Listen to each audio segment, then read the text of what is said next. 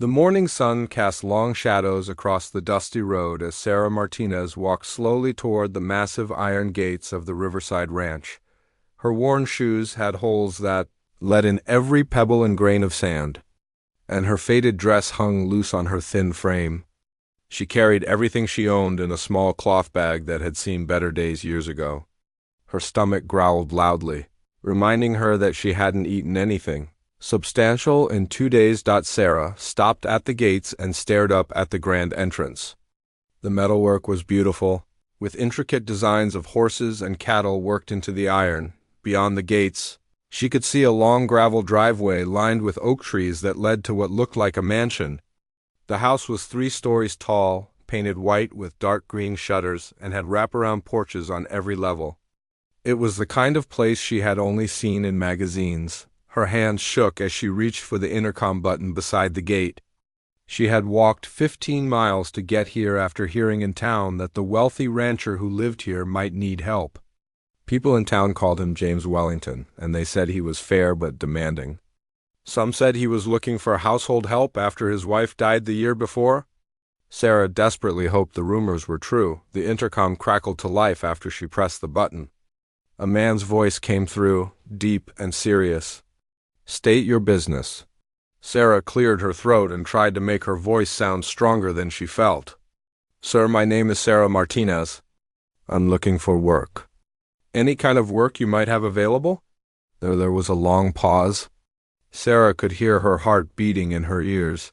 Finally, the voice spoke again. "Come up to the main house. Follow the driveway." The gates began to swing open with a low mechanical hum. Sarah took a deep breath and started walking up the gravel path. Her feet hurt with every step, but she forced herself to walk with as much dignity as she could manage. The oak trees provided welcome shade, and she could smell the scent of roses from carefully tended flower beds that lined the driveway. As she got closer to the house, she could see that it was even more impressive than it had appeared from the gates. The white paint was fresh and clean, the windows sparkled in the sunlight, and the wraparound porches had comfortable-looking rocking chairs and hanging plants. This was clearly the home of someone with serious money. Sarah climbed the front steps and stood before massive double doors made of dark wood with glass panels. Before she could knock, one of the doors opened. The man who stood there was tall and broad-shouldered, probably in his early 40s. His hair was dark with some gray at the temples, and his eyes were a piercing blue. He wore expensive-looking jeans and a white button-down shirt that probably cost more than Sarah had made in a month at her last job. James Wellington looked her up and down, taking in her worn clothes and thin appearance. Sarah felt her cheeks burn with embarrassment, but she lifted her chin and met his gaze directly. She had learned long ago that showing weakness only made things worse. "You're looking for work," James said. It wasn't a question. "Yes, sir. I can clean, cook, do laundry, take care of gardens, help with animals. I'm not afraid of hard work, and I learn quickly." James studied her for another moment, then stepped back and motioned for her to come inside. The interior of the house was even more beautiful than the outside.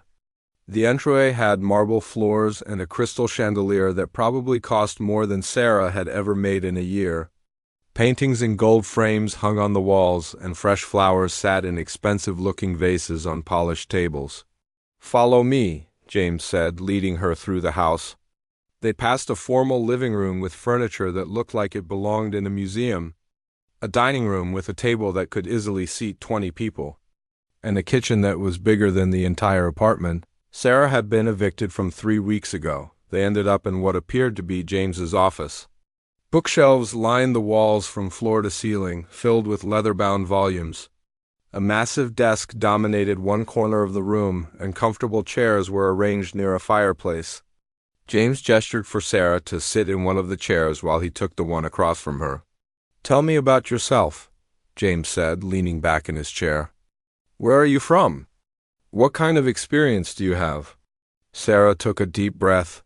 She had learned that honesty was usually the best policy, even when the truth wasn't pretty. "I grew up in San Antonio, sir. My mother raised me and my younger brother after my father left when I was 12. She worked 3 jobs to keep us fed and housed, and she taught me how to cook, clean, and take care of a household. After she died 4 years ago, I've been working wherever I could find jobs. I've cleaned houses, worked in restaurants, helped on small farms, and done whatever needed doing. What about family? Husband? Children? No, sir. I've been on my own since my mother passed. My brother moved to California and we lost touch. Sarah paused, then decided to be completely honest. I was evicted from my last place 3 weeks ago when the restaurant I was working at closed down. I've been staying in shelters and cheap motels when I could afford them, looking for steady work. James nodded slowly. Sarah couldn't tell what he was thinking from his expression, but he didn't seem disgusted or dismissive like some other potential employers had been when they learned about her situation. This ranch covers 8,000 acres, James said. We raise cattle and horses, and we also grow hay and some vegetables. The house has 15 rooms, and keeping it clean and running smoothly is a full-time job, and then some. I had a housekeeper who worked for my family for 20 years, but she retired last month. I've been managing with a cleaning service twice a week, but it's not enough. Sarah leaned forward slightly, hope beginning to build in her chest. I can handle all of that, sir. I'm used to long hours and hard work. The job would include cooking, cleaning, laundry, some light bookkeeping, and helping to manage the household staff when we have events or busy seasons. The pay would be $1,500 a month, plus room and board. You'd have your own apartment above the garage, with a kitchenette and private bathroom. Sarah's eyes widened. $1,500 a month was more than she had made at most jobs, and having a place to live would mean she could actually start saving money for the first time in years. That sounds wonderful, sir. When would you want me to start? James held up a hand. I haven't offered you the job yet. There's something else you need to know. He paused, his expression becoming more serious. I have 2 daughters. Emma is 9 and Sophie is 6. Their mother died in a car accident 30 months ago. Sarah felt her heart clench with sympathy. I'm so sorry for your loss, sir. Thank you. The girls have been struggling since their mother died. I've had nannies and babysitters, but none of them have worked out long term. The girls are difficult. They miss their mother terribly and they've been acting out. They've driven away 3 nannies in the past year. What kind of acting out? Sarah asked. James ran a hand through his hair, and for the first time since she'd met him, he looked tired and vulnerable. Tantrums, refusing to follow rules, being rude to caregivers, running away and hiding when they don't want to do something. Emma, the older one, has become very protective of Sophie, and she doesn't trust new people easily. They've both been seeing a counselor, but progress has been slow. Sarah thought about this for a moment. She had always been good with children, and she understood what it was like to lose a parent at a young age. Would taking care of your daughters be part of the job, sir? That's what I'm getting to, James said. I don't just need a housekeeper. I need someone who can also help me with the girls. Someone who can be patient with them, help them with their daily routines, maybe even provide some of the maternal influence they've been missing. I work long hours managing the ranch, and I travel occasionally for business. The girls need consistency and care. Sarah's heart began to race. This sounded like more than just a job. It sounded like a chance to become part of a family, even in a small way. I'd be honored to help with your daughters, sir. I lost my own mother when I was young, so I understand how they must be feeling. The question is, James said, looking at her intently, would you be willing to nurture my girls as a mother should? Not to replace their mother, no one could do that, but to provide the kind of caring, consistent presence they need to heal and grow? Sarah felt tears prick at her eyes, but she blinked them back. Yes, sir. I would be willing to do that. I think every child deserves to feel loved and cared for. James studied her for a long moment, then stood up. I'd like you to meet the girls before I make a final decision.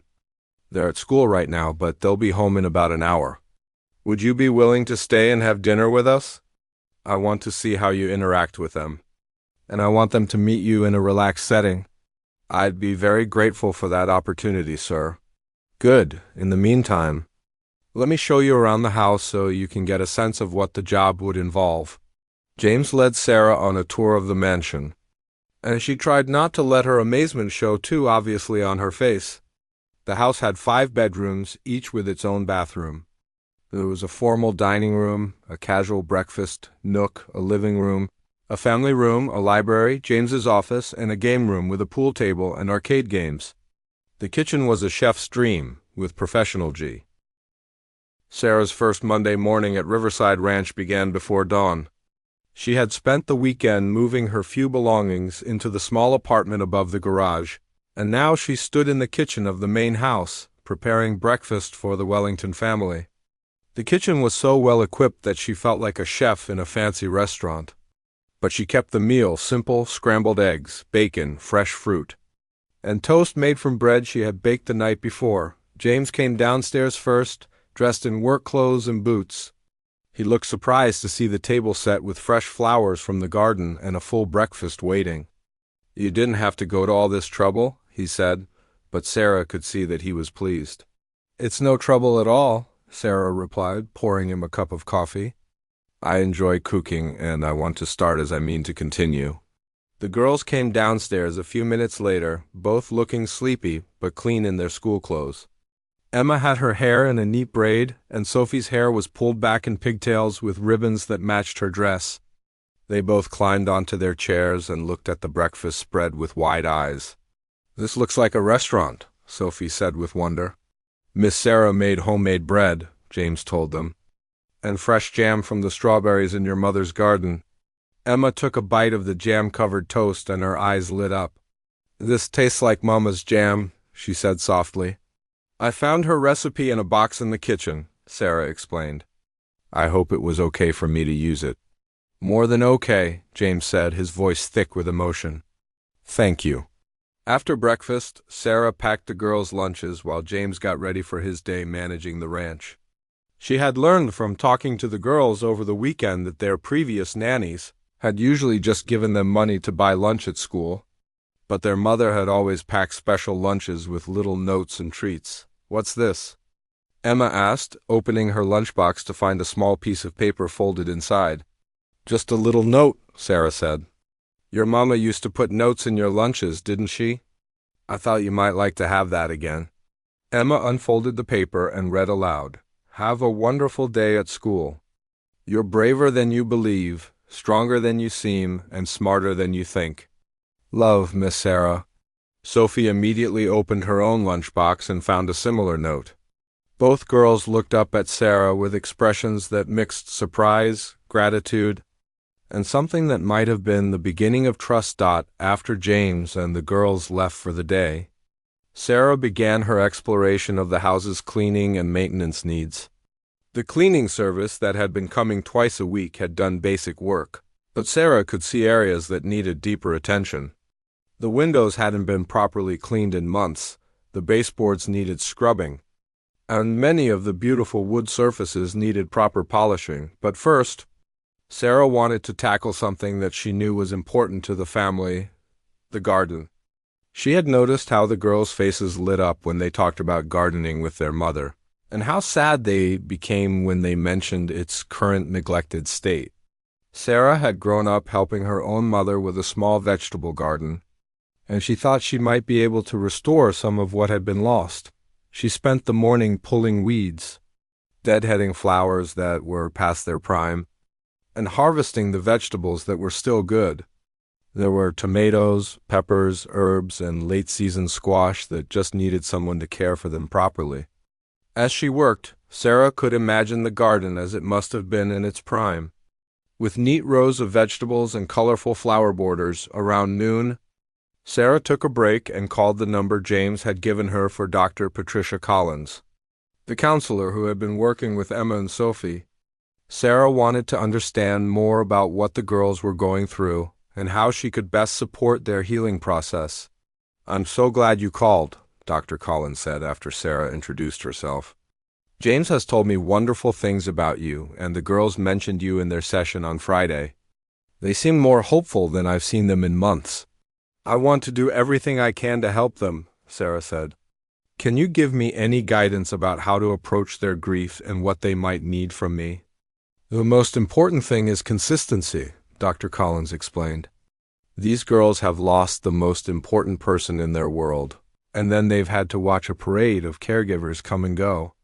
They need to know that you're not going anywhere. I understand. What else should I know? Emma has taken on a protective role with Sophie, which is common for older siblings in this situation. She feels responsible for keeping her little sister safe, which is a heavy burden for a 9-year-old. Sophie has become very clingy and anxious about separation. Both girls are struggling with anger, sadness, and fear about the future. Dr. Collins went on to explain some strategies for helping the girls process their emotions and begin to heal. She emphasized the importance of keeping routines, being patient with emotional outbursts, and finding ways to honor their mother's memory while still moving forward. One thing that might be particularly helpful, Dr. Collins added, is if you could find ways to connect them with activities their mother enjoyed. She was very involved in the garden, as I'm sure you've noticed. She also used to bake with the girls and read to them every night. I've already started with the reading and garden work, Sarah said, and I was thinking about asking them if they'd like to help me bake something special. That sounds perfect. The key is to let them lead. If they want to talk about their mother while you're doing these activities, listen and respond naturally. If they don't want to talk, that's okay too. Just being present and consistent is healing in itself. After her conversation with Dr. Collins, Sarah felt more confident about her approach with the girls. She spent the afternoon deep cleaning the main floor of the house, paying special attention to the family room where she had noticed the girls liked to do their homework and watch television. When the school bus arrived that afternoon, Sarah was waiting at the end of the driveway with a smile and a snack. This had been one of their mother's traditions that they had mentioned missing. "Miss Sarah," Sophie called out as she got off the bus. "You're here?" "Of course I'm here," Sarah said, offering each girl a small bag of homemade cookies. "How was school today?" Emma accepted her cookies more quietly than her sister, but Sarah could see that she was pleased by the welcome. As they walked up the driveway together, the girls told her about their day. Emma's science project on solar energy and Sophie's art class where they had painted pictures of their families. "I painted you in my family picture," Sophie announced. "I hope that's okay." Sarah felt her throat tighten with emotion.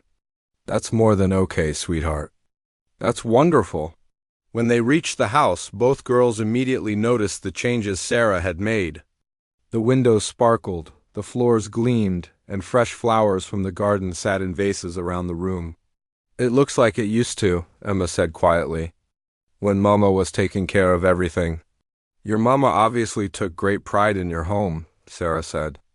"I'm just trying to keep it the way she would have wanted." The girls did their homework at the kitchen table while Sarah prepared dinner. She had found a recipe box full of handwritten cards in their mother's careful script, and she was making one of the meals that appeared frequently in the rotation chicken and dumplings with green beans from the garden. "That smells like Mama's cooking," Sophie said, looking up from her math worksheets. "I'm using her recipe," Sarah explained. "I found her recipe box and I thought you might like some of your favorite meals." Emma put down her pencil and came over to look at the recipe card in Sarah's hand. "She always made this when it was getting cold outside," Emma said softly. "She said it was comfort food." "Would you like to help me make the dumplings?" Sarah asked. "I could use an assistant." Emma nodded eagerly, and soon both girls were standing on stools beside the stove, helping Sarah mix and drop spoonfuls of dumpling batter into the simmering pot. As they cooked together, the girls told Sarah more stories about cooking with their mother. "She let us crack the eggs," Sophie said. "And she taught us how to measure flour without making a mess." "Well, almost without making a mess," Emma corrected with a small smile. "Sophie always got flour everywhere." It was the first time Sarah had heard Emma tease her sister in a light-hearted way, and she took it as a good sign. The girls were beginning to remember happy times with their mother instead of just focusing on the sadness of losing her Dot when James came in from the ranch that evening. He stopped short in the doorway of the kitchen. The girls were setting the table while Sarah put finishing touches on the meal, and the whole scene looked warm and domestic and normal in a way it hadn't for over a year.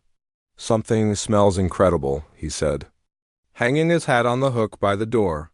"Miss Sarah made Mama's chicken and dumplings," Sophie announced proudly. "And we helped." "I can see that," James said, noticing the light dusting of flour on both girls' clothes and faces. "You look like you've been having fun." During dinner, the conversation flowed more easily than it had since Sarah's first night with the family. The girls talked about their school projects.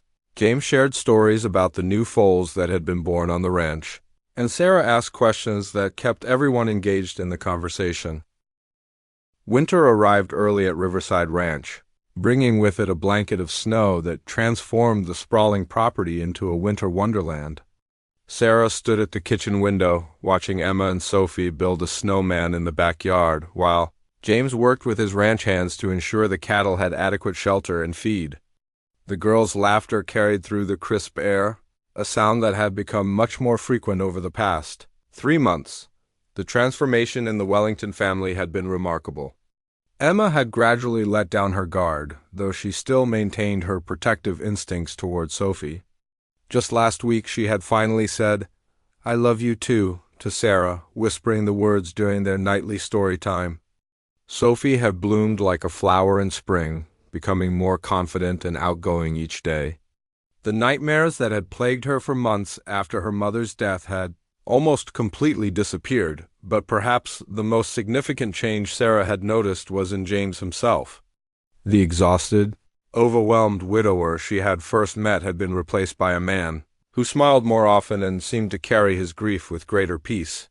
He had started joining the family for dinner every night instead of working late in his office, and he had begun participating more actively in bedtime routines and weekend activities with the girls.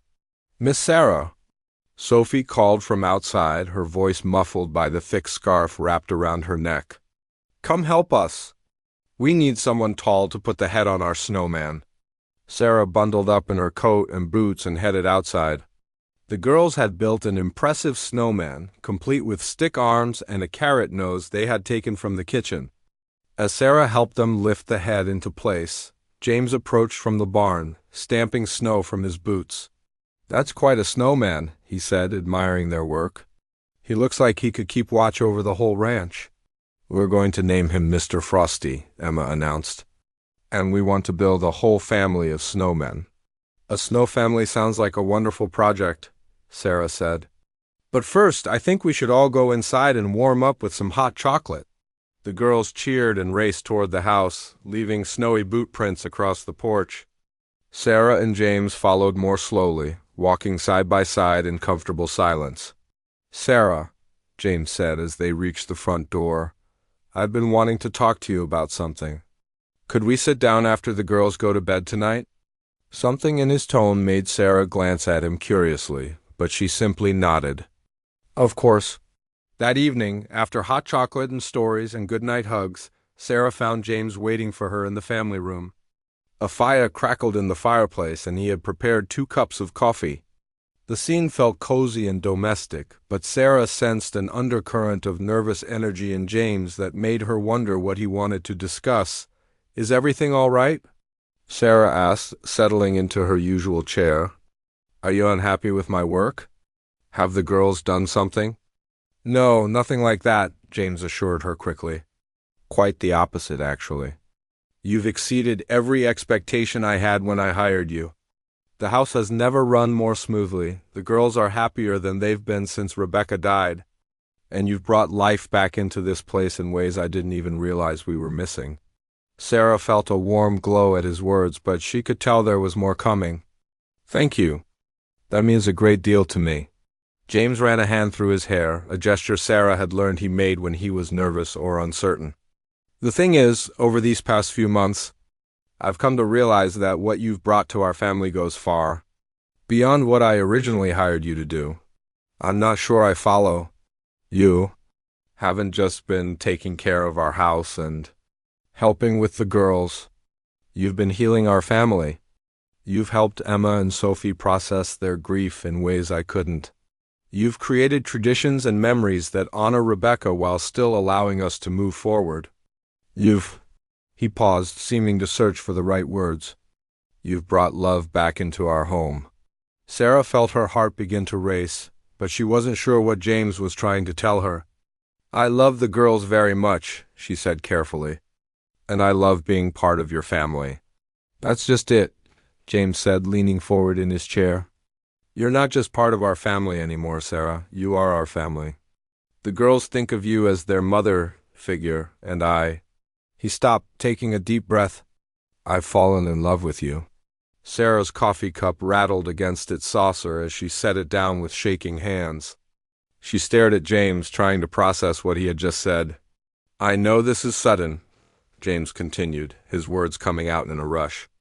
"And I know the circumstances are complicated.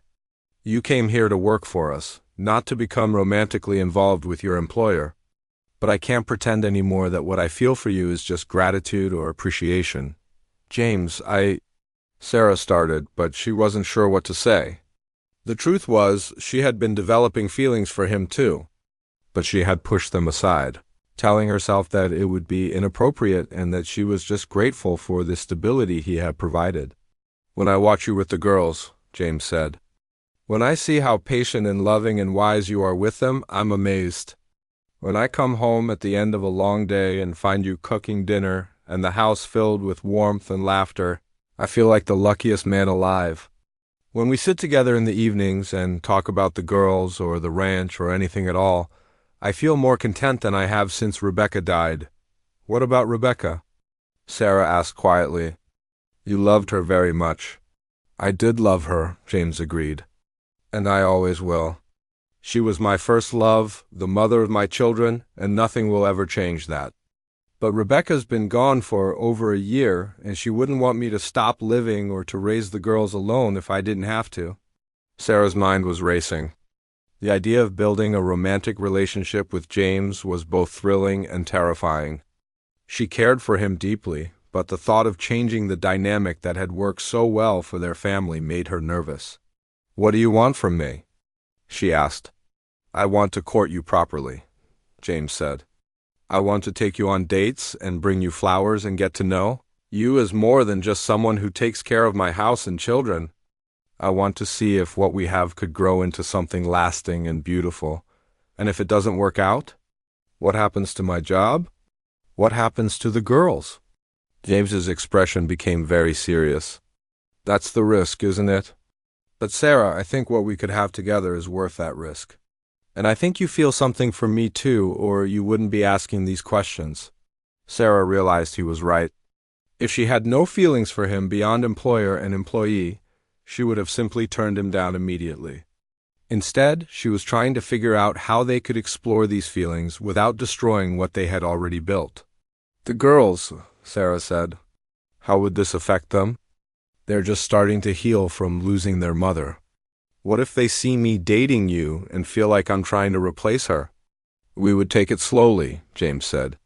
"We would make sure they understand that no one could ever replace their mother, but that it's possible for families to grow and change while still honoring the people they've lost.